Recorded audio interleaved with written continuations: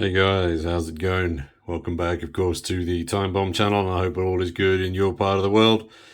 Today's choice of watch is inspired by two things. Firstly, this ridiculously gorgeous thing popped into my inbox the other day, asking me if I had a cool £39,000 to purchase one of these. From the looks of the photos, it is freaking gorgeous in so many ways. The muted branding on that dial, the blue is oh so gorgeous. And then check out the bracelet. What a superb looking watch. But sadly, no, it's worth about the same as my house. So that isn't going to be happening.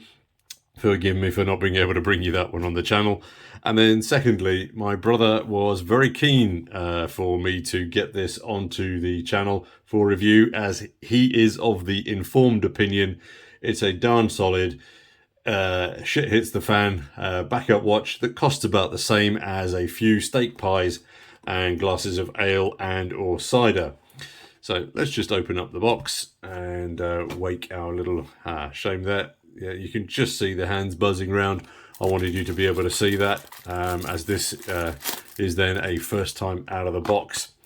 Let me just focus in a little bit there and get the packaging off. Yeah, I wanted to capture that, the watch awakening. Sorry, just wait for the plastic. I wanted to capture the watch awakening a little bit clearer there, because obviously it's a solar, it's got a power save function, and it's just kind of nice that when you open the boxes on these things, it goes bing and wakens up into life. I guess there's a third reason for wanting to get this one on the channel, is I think it's one of the most shocks of Casio's standard offerings with lots of crossover inputs and design ethos, as you can quickly see out of the box here. If you're in the market for a watch with G-Shock type specs, but you don't want to be forking out $100, then I think this is probably getting as close as it gets to rugged, durable, and solar. As we can see on the package here, the ticket, it is the AQ S810W-1A2VEF, blah blah blah. Yes, a very silly reference number, but I've not seen anybody within the watch community coming up with a better nickname for it.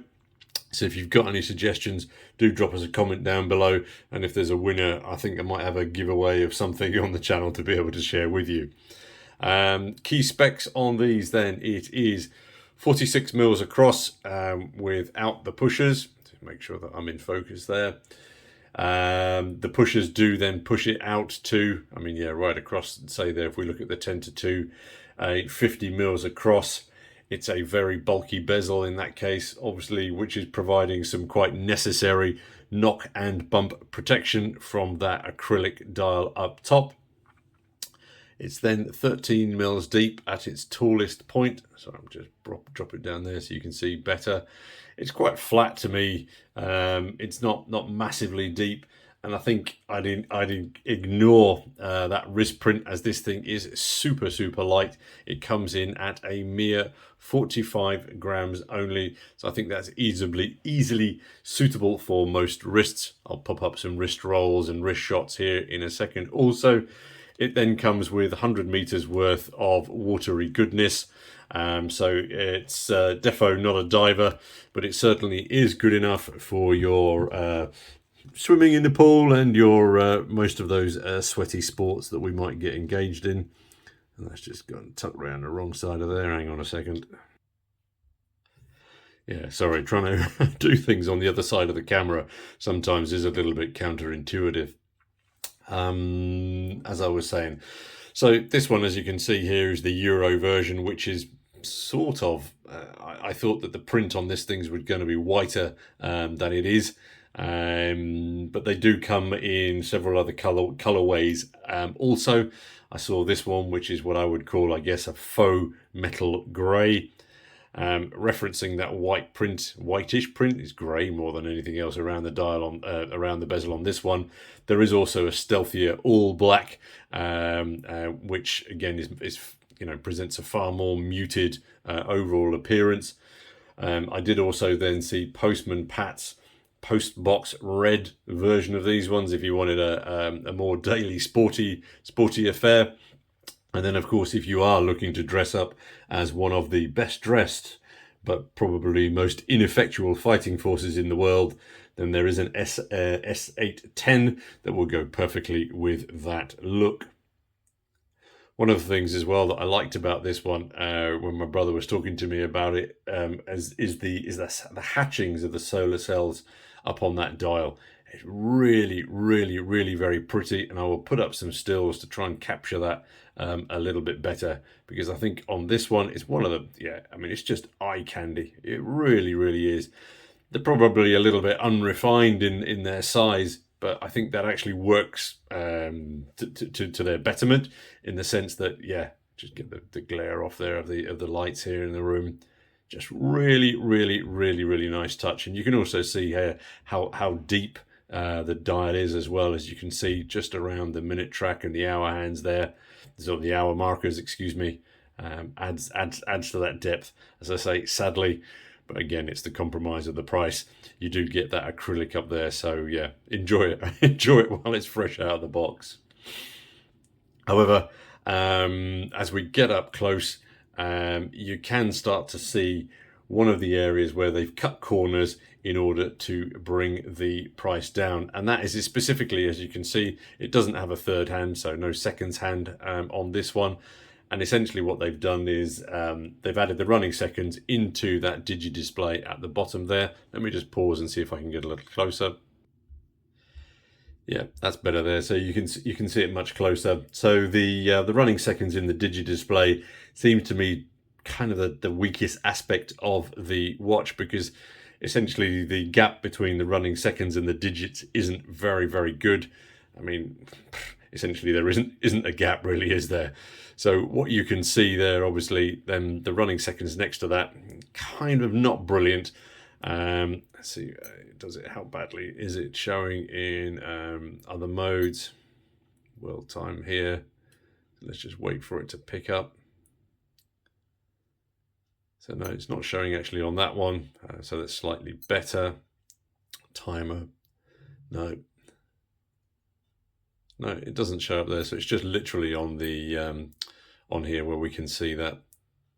As I say, to me, just on this first view, I think it's a little bit small on that dial in comparison to the hands, and I think for some people it is going to discombobulate them, in the sense that it's not immediately clear. It would be better if they'd put a couple of millimeters spacing out there.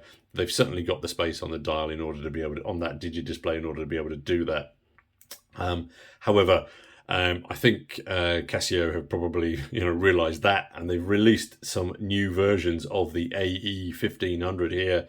I mean, it's that big clear digi display, great clarity. It's probably less military looking than this this one that I've got in hand, more sporty. It's not solar, but it does come with a big battery life, so probably a good alternative if you're looking for a non-ana digi display, and as I say, you're concerned that digi aspect at the bottom there is too small for you.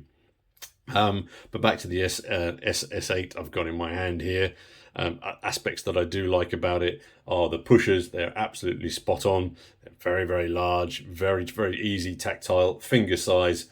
And so again, we've got no issue at all with any button pressing on this thing here. Yeah, running between times. Yeah, really, really good. I think if you put it onto that time there, you can see that 151, 33, 34, 35, you can see how close those running seconds are. As I say, it's not necessarily a deal breaker for me, but I'm flagging it up to you because, again, we've got Wednesday the 46th. It's just a bit of an odd thing on the watch, but I mean, design limitations, choices. Again, you've got 5 alarms on these things as well, helpful with those medications and baby feeds. There is Loom. To me, it's a little, my fussy eyes, it's a little bit too basic. And again, some dark shots here that you will see that the light up only hits the digi display. But again, as I referenced before, for the price, there are going to need to be compromises on this. and I absolutely get that. So I'm flagging up the negatives here simply to reference them so that you know about them. Case back there indicates where the watch is made. Simple screw back plate. Again, your strappage and buckle here are basic again, but it's all to be expected on a price of this, on a watch of this price point. Again, measure those compromises. It is to me that SHTF fan, hit the fan, bug out watch. It's going to work very well. It's got that power save mode, so it's going to turn itself off and save power for eons, and then with a flash of light, it's going to reawaken. It's a cheap travel watch. Obviously, if you're concerned that the destination that you're heading to, there's a risk of your Rolex being swiped. Furthermore, there is no GPS trackers nor sensors in this, so essentially it is non-trackable, which is a genuine concern for some people. Watches of Espionage recently did a really good article on Apple watches in the military and them being tracked, and I'd certainly recommend you check that out. I think this watch is entirely fit for purpose. It's uncluttered, it's unfussy, it's super simple, it does what you need. And as I say, when things go wrong, you don't need a battery. You can't service your automatics. You've got your tough solar here, ticking all those boxes. It's low budget. It's no nonsense, no frills. I paid 34 UK pounds from Argos here in the UK, and for that, I just really think that you cannot go wrong with it at all. I'm not sure I'd recommend this as your only watch, because I think personally, for a few extra bucks, there are several G-Shocks out there that are a step up in quality and also in additional functions. However, as a backup watch, it's perfect. But again, as always, this is just my personal subjective views. As I say, there's some things that I absolutely love about it, and there's a couple of things that I'm finding just a little bit on the basic side. And those screws, I think those screws actually might be real, but I'm not sure if they have a function on removing the bezel. As I say, I've just got it out of the box, so I'll need to pull that apart to check. At least they are genuine as opposed to false ones. But again, as always, guys, please do let us know your thoughts down below. Do you own one of these? You probably have more experience with it than me. Be interesting to hear your thoughts, as always. Thanks as always for your time and for your view. And of course, until the next watch vid, this is the Bombardier signing off. Cheers, guys.